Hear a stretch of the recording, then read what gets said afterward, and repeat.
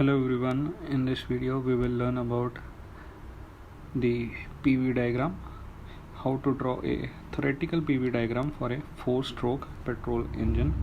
So let's start. Firstly, let's revise about the 4 strokes that are produced in one complete cycle of a petrol engine. सबसे पहला जो stroke होता है that is suction.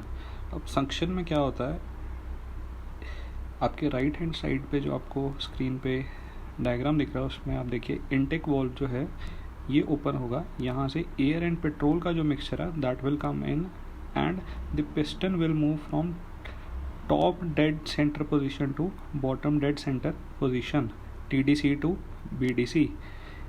तो ये first stroke complete हो गया. अब सेकेंड स्ट्रोक में क्या होगा, सबसे पहले तो इनटेक वाल्व क्लोज होगा and the compression will start with the movement of piston from BDC to TDC, bottom dead center to top dead center. Third stroke में क्या होता है, थर्ड स्ट्रोक में पावर प्रोड्यूस होता है. ये पावर कैसे प्रोड्यूस होता है, इस फिगर में जो आपको इंजेक्टर दिख रहा है, यहाँ पे इंजेक्टर की जगह पे होगा एक spark plug for the case of petrol engine.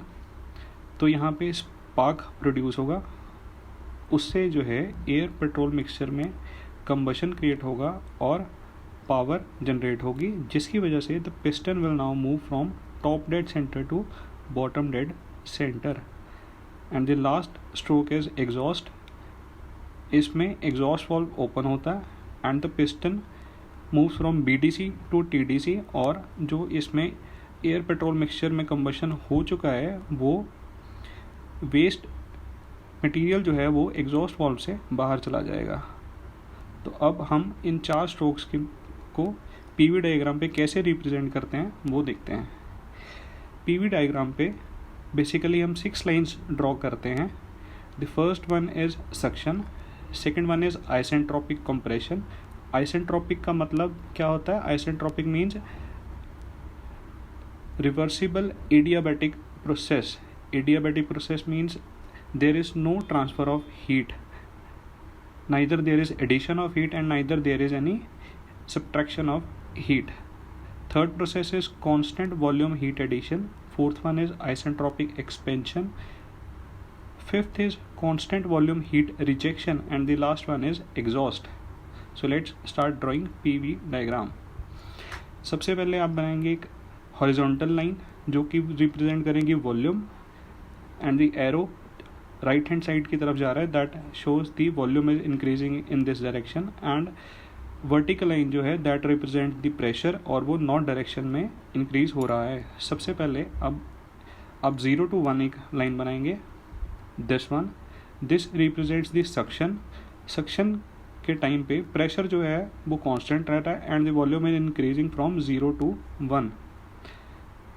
At the same time आपको एक लाइन डॉटेड ड्रॉ करनी है 0 के बिल्कुल पैरेलल यहाँ पे एंड 1 के बिल्कुल साथ में यहाँ पे.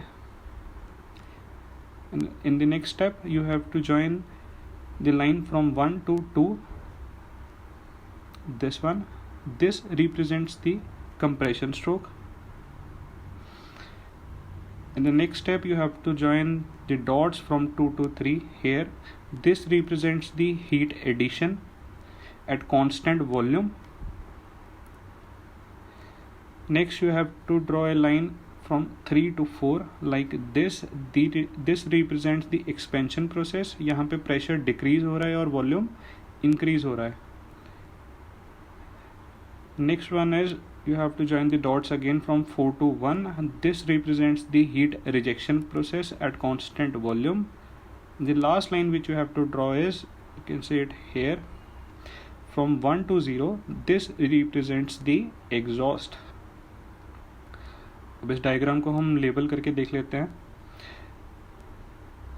0 to 1 suction, 1 to 2 compression, 2 to 3 is heat addition, 3 to 4 is expansion, 4 to 1 is heat rejection, and 1 to 0 is again exhaust.